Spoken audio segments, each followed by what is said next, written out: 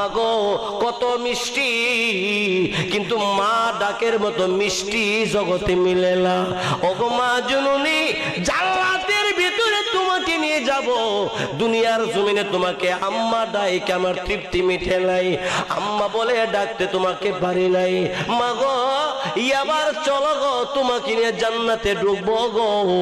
এই কথা বলার পরে মা এখন তখন তার যখন কোলে নেবে, বাচ্চাটা কোলে ওইটা আল্লাহ রাব্বুল আলামিনকে বলবে, আল্লাহ আম্মা জননীর পাইছি, এখন তোমার কাছে দাবি আমার আব্বা জননী কোথায় আছে।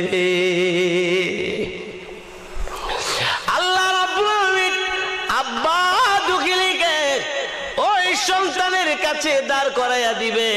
এবারে সন্তান মা আর বাপকে লইয়া জান্নাতের দিকে যখন রওনা হবে,